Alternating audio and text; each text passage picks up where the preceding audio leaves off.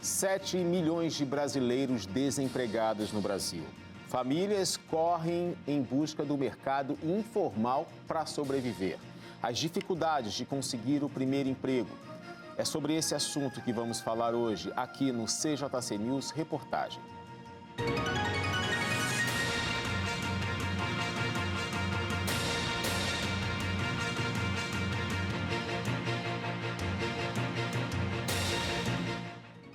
Muito boa noite. Está começando mais uma edição do nosso CJC News Reportagem. Hoje, falando sobre mercado de trabalho.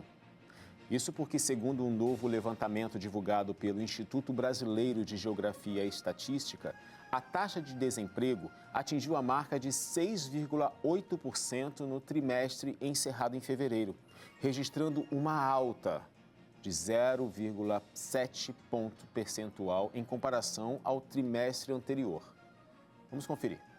Os dados são da Pesquisa Nacional por Amostra de Domicílios Contínua, divulgada recentemente pelo IBGE. No período, foram contabilizadas aproximadamente 7,5 milhões de pessoas desempregadas no Brasil, uma alta de 10,4% se comparada ao trimestre anterior, encerrado em novembro. A população ocupada somou 102,7 milhões no período, registrando queda de 1,2%. A pesquisa também apontou que, dos empregados, 53 milhões trabalham no setor privado, uma queda de 0,8% no trimestre e uma alta de 3,5% na comparação anual. Já o número de pessoas que optam pelo trabalho informal permaneceu estável. Segundo economistas, a alternativa ganhou força nos trimestres anteriores, com o avanço da tecnologia e as oportunidades de trabalho imediato oferecidas pelo meio virtual, especialmente por meio de aplicativos de transporte de passageiros e entrega de mercadorias. Hoje, 38% da população ocupada trabalha de maneira informal. A flexibilidade na jornada de trabalho proporcionada pela informalidade e a redução da diferença de renda entre o trabalho sem carteira e o emprego formal foram fatores determinantes para muitos brasileiros que escolhem trabalhar por conta própria. Uma mudança que ocorreu neste setor foi o aumento da participação de trabalhadores com maior grau de escolaridade, que tem ocorrido de forma mais acelerada entre os sem carteira assinada. No final do ano passado, mais de 50% dos trabalhadores sem carteira tinham ensino médio e superior completo, uma diferença de 20 pontos percentuais para 2012, quando apenas 34% desses trabalhadores tinham esse grau de escolaridade completo. De acordo com economistas, a informalidade, que antes estava associada à necessidade, hoje se tornou uma escolha mais vantajosa na visão de alguns trabalhadores. Aí é comum a gente ver essas pessoas trabalhando ora em mercado informal, ora em trabalhos por aplicativos e, como a reportagem disse, atualmente, são mais pessoas com formação, tanto no ensino médio quanto no ensino superior. Essa mudança de cerca de 15 anos para cá aconteceu por consequência de vários fatores. Podemos ver que, ao longo de 2010 em diante, muitas pessoas conseguiram ingressar no ensino superior, realizando a faculdade tão sonhada, esperada, planejada, seja pelo FIES, seja pelo ProUni, seja por bolsa conquistada, por pontuação. O Enem contribuiu muito para abrir portas em universidades públicas para que candidatos conseguissem realizar o curso de graduação. Mas o que não se previa era: vamos ter mais pessoas estudando no nível superior, cursando a faculdade. E quando terminar a faculdade? Tem mercado de trabalho para todo mundo? A gente sabe que muitos que se formam conscientes, se esforçam para se tornarem bons profissionais. Mas também tem aqueles que vão mais para as festas das universidades, levam os trabalhos e os ensinos talvez de forma mais descartada. Mas, mesmo assim, nem sempre vai haver vaga para todo mundo. Mas para a quantidade de pessoas com formação acadêmica hoje, tendo que optar por trabalhar em aplicativos de transporte, de entrega, ou um mercado informal, ou se tornando microempreendedor individual não por opção, mas por necessidade. eu preciso garantir a minha aposentadoria, eu preciso fazer alguma coisa para vender, então vou emitir nota aqui, vou fazer o MEI. O mercado de trabalho parece que não consegue dar conta de tanta gente formada para trabalhar. E muitos cursos são bem propícios a vagas rápidas, como enfermagem, medicina, né? Contudo, vai ver o preço de um curso de graduação de medicina, cerca de R$15 mil a mensalidade. Ou odontologia, R$3 mil mais o material. Isso na área da saúde. Agora tem outras áreas, como pedagogia. Muitos falam, não, vou dar aula, vou ser professor, não tem reconhecimento. Não... Licenciatura para ser um professor de alguma disciplina específica, você vê que a busca é tão pequena, mesmo que tenham muitos alunos, mas em comparação com outras graduações, a busca é tão pequena e a necessidade é tão grande que várias vezes o governo lança alguns programas de apoio para que essas pessoas ingressem numa licenciatura. E mesmo assim, ainda faltam professores, faltam vagas para dar conta do recado de tantos alunos que temos. E aí fica muita gente formada trabalhando em outra coisa. Isso gera uma consequência ainda pior depois, além da falta de vagas no mercado de trabalho. É que muitos adolescentes veem pais que se esforçaram, estudaram, se formaram e falam assim, eu vou fazer faculdade para quê? Meu pai fez direito e não trabalha com isso, é motorista. Para que serve a faculdade? Vamos falar sobre a nuvem de palavras? Joga aqui na tela para mim, por favor. A palavra em destaque hoje é primeiro emprego. E não tem como não falar, né, gente? Mas vamos ver os que estão em volta. Home office foi um boom durante a pandemia da Covid-19. Foi um momento em que as empresas perceberam que dá certo trabalhar de casa em determinadas funções, não em todas. Mas, por exemplo, foi possível ver atendimento médico online. Mas quando é uma consulta que o médico precisa sentir, tocar, examinar, fica mais difícil. Mas tem algumas áreas que é possível. Call center, secretariado, né? Talvez para marcar reuniões, fazer ligações, fazer contatos pela internet, deu certo. Além disso, a gente tem a influência e tecnologia, a reinvenção. Isso é uma coisa que o brasileiro faz diariamente. A gente precisa se reinventar para sobreviver, é ou não é? Olha aqui, subempregos e jovens. Subempregos traz uma sensação daquele emprego análogo à escravidão. Sem um reconhecimento, sem direitos, sem salubridade, sem proteção, sem segurança, né? Desemprego, que deu uma crescida aí depois do trimestre terminado em fevereiro, mas eu até talvez entenda esse aumento do desemprego é porque depois, em dezembro, tem um grande crescimento de vagas, principalmente para trabalho temporário. Então, muita gente é empregada. Depois, chega em janeiro, as empresas enxugam, tiram, né? Demitem. E aí gera um aumento do desemprego. Mas eu não sei se esse aumento do desemprego é realmente algo constante que vai ser percebido ao longo do ano. Talvez seja por conta do evento de fim de ano, que tem um crescimento de trabalhos temporários. Vamos falar sobre jovens e o primeiro emprego? Olha, é comum jovens estarem ingressando em jovem aprendiz, em trabalhos iniciais como estagiários, mas é um desafio também. A taxa de desemprego no Brasil vem caindo desde o fim da pandemia e hoje está abaixo dos 8%. Os jovens, por exemplo, com idades de 18 a 24 anos, ainda enfrentam dificuldades para entrar no mercado de trabalho. Vamos ver.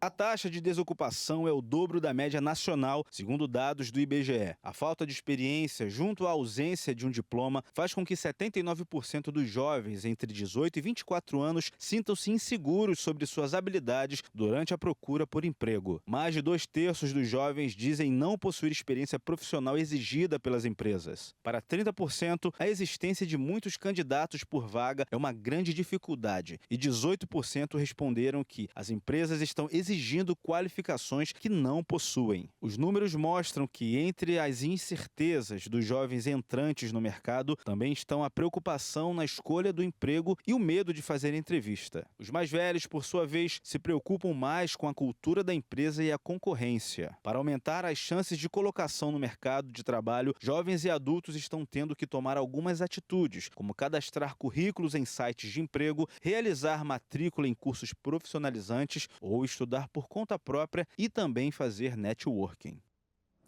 Pois é, são alguns desafios para a juventude em relação ao mercado de trabalho. Olha, é comum as empresas quererem o candidato formado e com experiência. Mas o jovem acabou de se formar, não tem experiência, já não serve para o trabalho. Alguns querem com experiência e cursos específicos. Aí o camarada tem a graduação, tem a experiência, mas ele precisa ter conhecimento daquela linguagem de programação ou daquele método de trabalho, mas não se tem nem sempre a oportunidade para aprender ou para se ter essa experiência. Eu tenho uma crítica aqui a fazer às universidades. Tem vários cursos que não têm estágio obrigatório. Isso é um problema para o mercado de trabalho com esse candidato. Por quê? O estágio obrigatório força o aluno a viver ou vivenciar a realidade do trabalho. E isso já pode contar como alguma experiência. Ele não chega no trabalho cru, sem saber o que tem que fazer. E aí muitos podem falar, mas na graduação se aprende. Na graduação você aprende muita coisa, mas é no estágio que você põe em prática tudo que você aprendeu. E nem sempre o emprego vai estar disposto a dar uma continuidade no ensino, permitindo você errar durante o trabalho. No estágio, você ainda tem essa opção. Olha, eu não sei, errei, vou aprender, vou corrigir, você tem alguém te supervisionando. Às vezes, no mercado de trabalho, não vai ter ninguém te supervisionando, só o chefe que vai cair em cima. E aí você precisa dar conta. Além disso, essa opção de estudar sozinho para conseguir, né, uma vaga ou aprender alguma coisa é bonito de se ver. É um exemplo. E hoje, com a tecnologia, você consegue aprender muita coisa. Tem pessoas e tem áreas que você consegue ser até autodidata. Você mesmo aprende sozinho, com vídeos, com exercícios, com videoaulas, né? Tem muitos sistemas hoje que dá para se fazer. Só depende de decidir fazer e fazer. Não só decidir, que decidir muita gente decide, mas prosseguir é o que dá o resultado. Não precisa melhorar 10%, 100% num único dia, basta 1% por dia. No final do ano você já está 365% melhor. Vamos aqui para a próxima notícia. Olha só, escolher uma nova profissão ou mesmo empreender aos 30, 40, 50 anos demanda diferentes habilidades para enfrentar diversos desafios. Ter essa vontade de mudar tem se tornado mais comum do que imaginamos. Segundo uma pesquisa realizada, 81% dos brasileiros estão insatisfeitos com o trabalho e 75% desejam mudar de atividade. Os motivos para esse desejo giram em torno de aumento de renda, mais autonomia, realizar sonhos e até qualidade de vida. A grande questão que paralisa muitas pessoas no momento de realizar o sonho de mudar de carreira depois dos 30 anos, é ter que começar do zero. Os dados mostram que o desejo da mudança começa a se apresentar aos 29 anos. Além disso, 53% das pessoas usa menos da metade de seus conhecimentos adquiridos em formações anteriores na nova vida profissional. Muitas vezes, nessa mudança, um empreendimento é iniciado, alguns por desejo de autonomia e outros por dificuldades de encontrar uma vaga no mercado. Pesquisas recentes mostram que 48% dos novos negócios no país são abertos ou mantidos com a necessidade de motivação. A pessoa é motivada e vai fazer. Existem dois tipos de motivação, a externa e a interna. Bom seria se tivéssemos motivação interna constante, mas às vezes não vem. A motivação interna, ela é aquele sonho que você deseja realizar, é aquela vontade de empreender, de ter o seu próprio negócio, de ser autônomo, de ter autonomia para fazer o projeto do seu jeito, para servir o teu cliente da sua maneira. De repente você trabalha num mercado e você gostaria de atender o teu cliente de uma forma diferenciada, mas você não consegue, porque ele é um sistema e não dá para mudar. Então você pensa, olha, se eu vou fazer por conta disso, é um sonho que você tem a realizar. Mas as condições, a correria do dia, as situações que vivemos, a história progressa que temos vivido aqui no Brasil, faz com que esse sonho seja diluído. E aí a gente busca uma motivação externa. E sabe qual é? Os filhos que precisam comer, a casa que precisa ser paga, as compras que precisam ser feitas, a reforma que eu tenho que fazer, o carro que eu preciso comprar, não por luxo, mas por necessidade. É uma necessidade, é uma motivação externa, aquilo que está fora, que você vai falar assim, eu vou fazer por isso. E muita gente começa a empreender mais focada e voltada a essa questão. Porque eu preciso de autonomia, eu preciso de mais tempo com a família, eu preciso de mais qualidade de vida. Eu tenho visto muitas pessoas saírem dos grandes centros urbanos e morar em região dos lagos, morar em região serrana, por conta dessa busca de qualidade de vida, de mais paz, mais tranquilidade, né? Sai um pouco desse tormento, às vezes, da cidade grande. E é quase que o inverso, né? No passado, eram todos vindo para cá para ter essa agitação e conseguir uma vida melhor. Hoje as pessoas estão indo para os outros lugares mais pacatos, mais tranquilos, pacato não de forma pejorativa, só que com mais paz, para ter uma qualidade de vida melhor, para oferecer uma vida melhor para a família. É o que a gente tem vivido hoje. Vamos seguir, gente. O mercado de trabalho é cheio de nuances que a gente está falando aqui. Olha, a nossa equipe foi às ruas e perguntou para as pessoas se elas acham que está fácil conseguir um emprego hoje. Será? Vamos ver.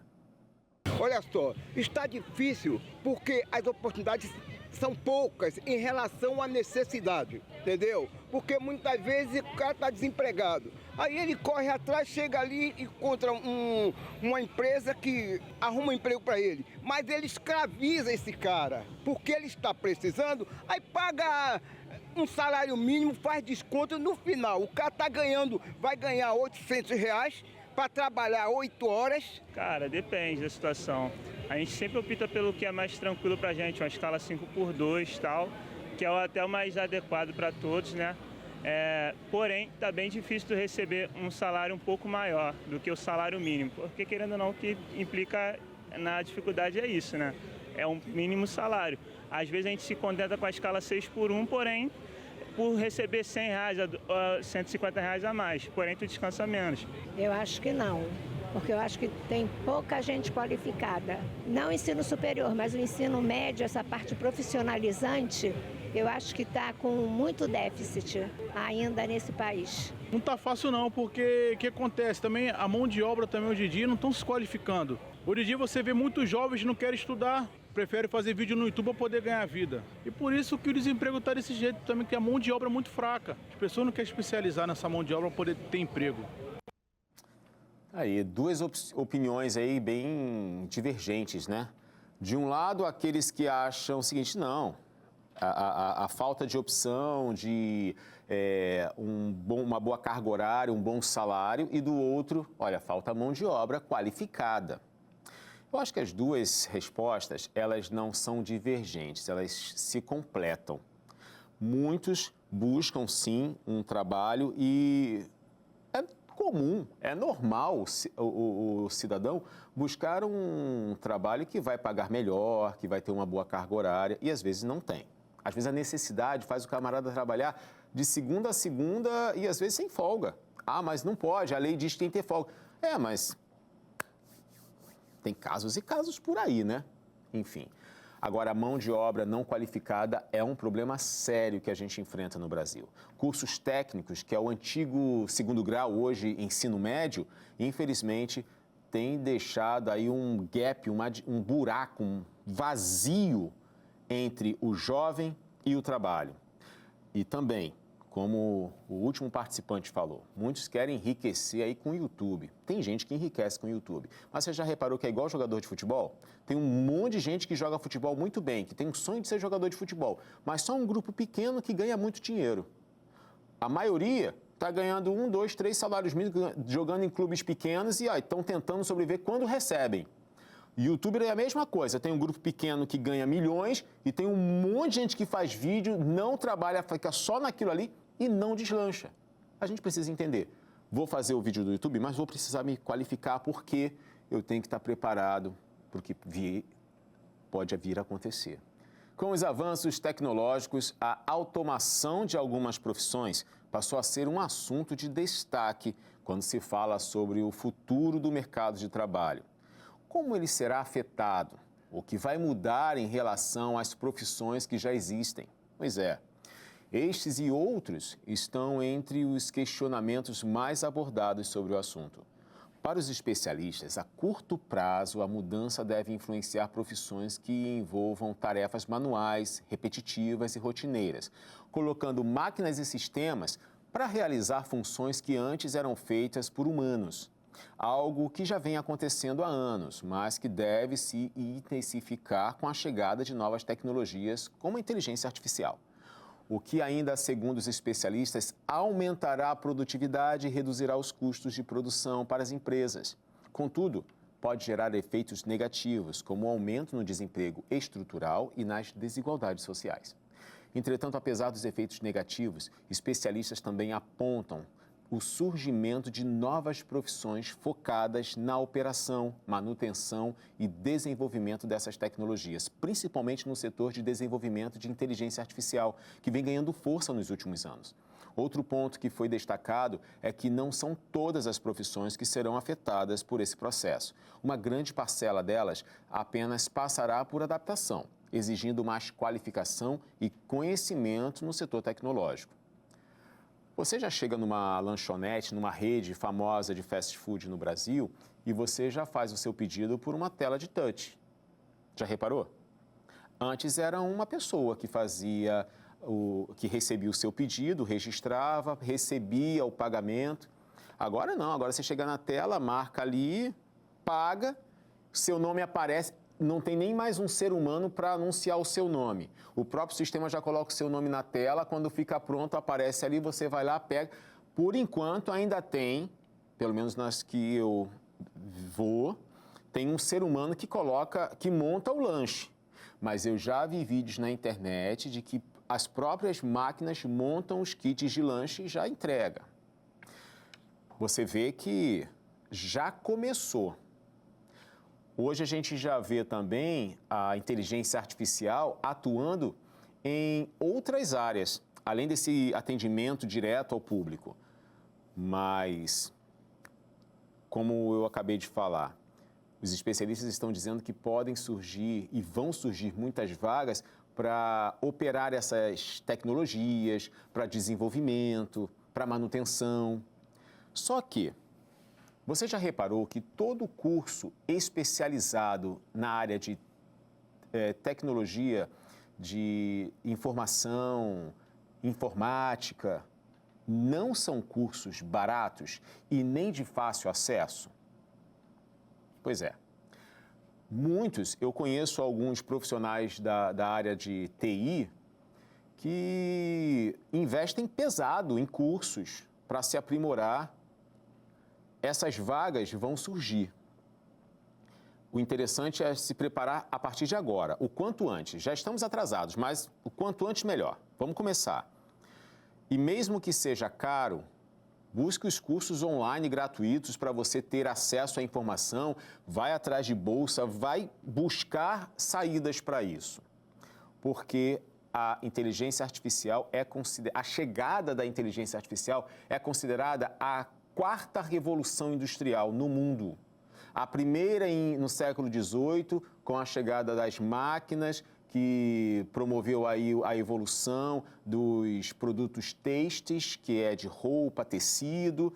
Depois veio a segunda revolução industrial com a chegada da eletricidade. Aí veio uma questão mais rápida, né, de evolução, a terceira com a chegada dos computadores, internet, e a quarta agora com a inteligência artificial. Você vê que isso causa uma mudança no mundo e a gente precisa se preparar porque a tendência é aumentar esse uso da tecnologia no nosso dia a dia. Hoje você não precisa nem fazer muitas pesquisas, basta você apertar o botãozinho do seu celular ou falar, e aí Siri, começa a perguntar e ela já traz a resposta. Antes você tinha que ir na biblioteca, falar com a moça que ficava lá atrás do balcão, falar assim, eu queria um livro sobre tal. Ela falou assim, ó, tá no corredor tal, terceira prateleira, e você chegava lá, pegava o livro, lia o livro inteiro para poder entender. Olha a diferença. A gente precisa se atualizar. Vamos seguir aqui, gente. As mulheres no mercado de trabalho ainda enfrentam desafios significativos, mesmo com os avanços na busca por igualdade. A disparidade salarial, a baixa representatividade em cargos de liderança e a sobrecarga com as responsabilidades domésticas são apenas algumas das barreiras que limitam o crescimento profissional feminino. Veja só. A inserção das mulheres no mercado de trabalho é um processo que se estende por séculos e reflete uma jornada de resistência e desafios profissionais. Desde que as mulheres começaram a integrar em massa a força de trabalho, até os dias atuais, a trajetória tem sido marcada por avanços significativos e desigualdades persistentes. Por mais que a inserção delas no mercado esteja aumentando, as mulheres ainda recebem em média 20,9% a menos que os homens. Foi destacado que a maioria delas entram no mercado de trabalho por necessidade, pois são responsáveis pelo sustento de suas famílias. Quando se observa o recorte étnico-racial, a desigualdade é ainda mais acentuada. Mulheres negras ganham 53% a menos do que homens brancos. Além disso, as mulheres que são mães também sofrem no mercado. Segundo os últimos dados levantados, 36% das mães afirmam ter tido uma interrupção na progressão de sua carreira depois da gravidez. Equilibrar carreira e maternidade não é tão confortável como muitos acham. No cotidiano, elas precisam se desenrolar de acordo com a estrutura doméstica e profissional, com a flexibilidade da profissão e ainda contam com a cobrança social e pessoal que cada trabalhadora que é mãe tem que aprender a equacionar. Olha, essa notícia aí incomoda muito, não? Mulheres negras ganhando menos de 50% em relação ao salário de um homem branco realizando a mesma função. Gente, isso é preconceito, é racismo, é uma agressão. O que as mulheres suportam hoje em dia? Elas precisam sair para trabalhar por necessidade. E olha, posso dizer uma coisa, a maioria não sai de casa para trabalhar para ajudar o marido financeiramente, não. Sabe por que elas saem para trabalhar? Porque o camarada meteu o pé e deixou as crianças todas para ela criar sozinha. Ele não paga a pensão, ela bota na justiça, mas a justiça, ó, leva anos para resolver. Ah, mas vai ser preso. Será? Conheço casos aí que não é preso. Conheço casos que a mulher é chamada constantemente no fórum para dizer não, eu quero continuar com o processo. E o camarada está lá, ó, viajando, vivendo a vida dele. E aí a mulher tem que sair de casa, ir para o trabalho, aguenta um chefe chato, aguenta assédio moral, abuso, aguenta de tudo, pega transporte lotado, aí chega em casa, a criança sente falta da mãe. E às vezes não é só um filho não, às vezes são 3, 4, 5 filhos. Eu conheço casos de mulher que cuida sozinha de 5 filhos, que não tem a participação do pai, de nenhum deles. Ah, mas ela que arrumou 5 filhos, ela não arrumou os filhos. Ah, vou ter 5 filhos, surgiu. Não. Ela confiou na pessoa, ela conheceu a pessoa, ela esperava ter uma vida com a pessoa e não acontece. Aí a mulher tem que ir para o mercado de trabalho. Chega lá, ela tem que receber menos do que o camarada. E olha, tem uma coisa que eu preciso declarar aqui para vocês.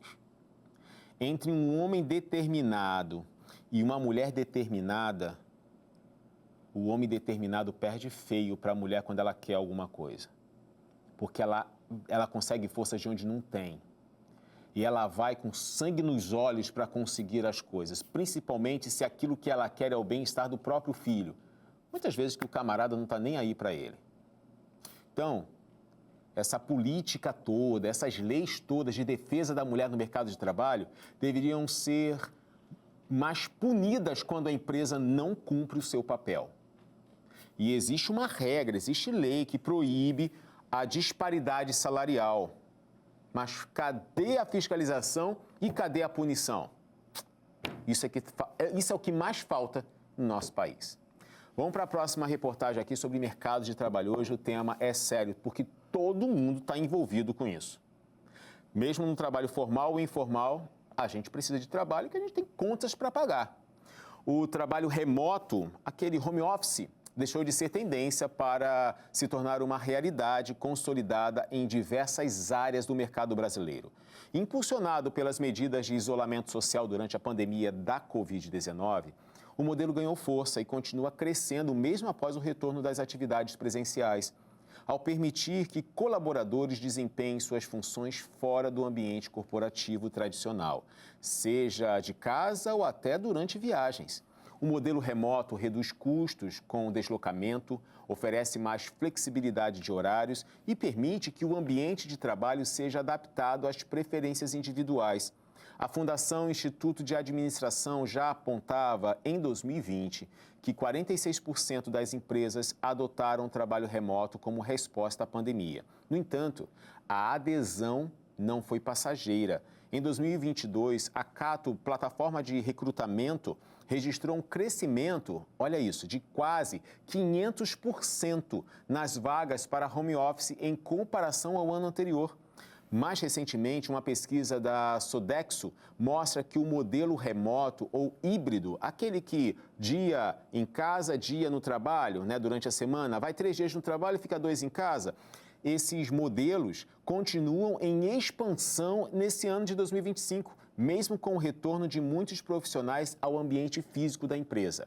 O modelo híbrido, que alterna dias presenciais e remotos, também vem sendo adotado por empresas que buscam um meio termo entre flexibilidade e convivência presencial. Apesar das vantagens, o home office traz desafios significativos, principalmente no que diz respeito à separação entre a vida pessoal e profissional. Com a casa também funcionando como ambiente de trabalho, muitos profissionais enfrentam dificuldades para se desligar no fim de expediente, o que pode gerar sobrecarga, estresse e queda no bem-estar. Como também existe aquela situação de dificuldades de se desligar do ambiente familiar para se concentrar no trabalho. Por quê? Porque nem sempre a criança, o filho, o adolescente vai entender que você está no seu ambiente de trabalho, que você está trabalhando. Para ele, você está no computador. Ele pode chegar a falar alguma coisa e pode atrapalhar a reunião, consulta, projetos, planejamento, raciocínio do que você está fazendo. Uma dica que eu dou para aquelas pessoas que trabalham em home office e tem criança pequena, faça o seguinte, isso é só uma ideia. Pegue uma fita colorida, coloque a mesa e o computador no lugar que você se sinta confortável para trabalhar e com a fita colorida passe no chão fazendo uma marca, um perímetro em volta daquele ambiente. Dessa forma, o seu filho ou sua filha vai começar a perceber, e aí você precisa falar também.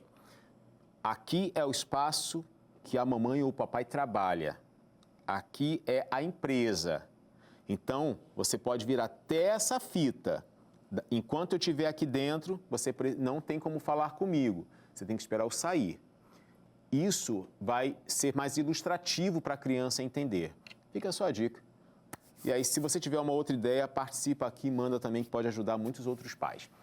Vamos seguir, gente. Tem mais notícias. Olha, um dos principais desafios do mercado de trabalho é entrada. Entretanto, aqueles que se preparam acabam enfrentando menos dificuldades, por isso a qualificação profissional é tão importante. Vamos ver. A qualificação profissional é apontada por profissionais do setor de recursos humanos como o meio mais eficaz de aprimorar o currículo e conseguir a aprovação em um processo seletivo. Ao longo dos anos, o estudo passou a ser valorizado por todo o mercado de trabalho, principalmente pelas grandes empresas. Cursos técnicos, graduação e especializações hoje em dia se tornaram pré-requisitos em diversas profissões que antes não exigiam qualificação. Segundo especialistas da área, isso ocorre por conta do aumento da competitividade do mercado de trabalho. As exigências por parte dos empregadores aumentaram e, consequentemente, a procura por qualificação profissional também. Hoje em dia é possível encontrar cursos profissionalizantes gratuitos, disponibilizados tanto por instituições públicas de ensino quanto por instituições do setor privado. Também é possível encontrar cursos através de programas do governo, como o Pronatec, que é realizado em parceria com redes federais, estaduais, distritais e municipais de educação profissional e tecnológica, e o Capacita, que oferece cursos e treinamentos para servidores públicos federais. Aí existem possibilidades de se aprimorar, se profissionalizar, se aperfeiçoar pela internet. Gente, você já reparou que na internet você faz muita coisa boa e muita coisa ruim, né? Tem documentários aí que ensinam a vender coisas que não devem na internet. Mas também existem cursos online, tem TED Talks, que tem palestras de profissionais do mundo inteiro, trazendo realidades, pesquisas, evoluções da ciência, descobertas. Tem tanta coisa boa na internet que dá para a gente assimilar novos conhecimentos. Se a gente balancear o tempo entre Reels e conteúdo útil, nossa, a gente daria saltos de progresso, desenvolvimento e evolução. É dessa forma que a gente pode fortalecer e nos enriquecer com informação. Isso é uma coisa que ninguém consegue tirar da gente, sabia? Quanto mais você estuda, mais enriquecido você fica. Enriquecido de conhecimento. E ninguém toca, ninguém tira, ninguém consegue anular o que você aprendeu. Olha, a nossa equipe voltou às ruas para saber mais um pouco do que as pessoas pensam sobre o mercado de trabalho. Dessa vez, ela quer saber se as pessoas se sentem valorizadas no trabalho atual. Essa foi outra pergunta que a nossa equipe fez. Vamos ver. Não, atualmente não. Muita sobrecarga de trabalho, salário que é um pouco defasado. Benefícios também, se comparado com o porte também, que a empresa é, que é uma empresa de grande porte, não são benefícios muito bons, né, se comparado com outras empresas menores que conseguem oferecer para os seus colaboradores, então não me sinto muito valorizada hoje no serviço. Me sinto muito valorizada, porque meus patrões são ótimos, meu salário é razoável, dá para me virar com ele e não tenho o que reclamar, meus patrões são maravilhosos. Não. Por quê? Porque os pais não dão valor. Eu faço transporte escolar. Os pais não dão valor a gente, porque pensa que dirigir é fácil. Não é fácil. Você está levando a vida do filho dos outros. Atualmente a crise está muito grande, mas eu me sinto porque eu ganho comissão. E se eu não trabalhar o meu cliente com carinho, com dedicação, eu não vou me valorizar. Então, primeiro eu valorizo o meu cliente para valorizar o meu trabalho. Tá aí, muitos sim sentindo valorizados, outros não. A questão daquela senhora que faz transporte escolar, gente, tem que valorizar, porque é o teu filho que está no carro dela. Não, pelo amor de Deus, gente. Não, é muito caro. E então você vai colocar seu filho num transporte escolar de um carro sem manutenção, sem segurança e com um motorista meio doido? Tem coragem? Não, então tem que fazer boas escolhas e tem que valorizar, né?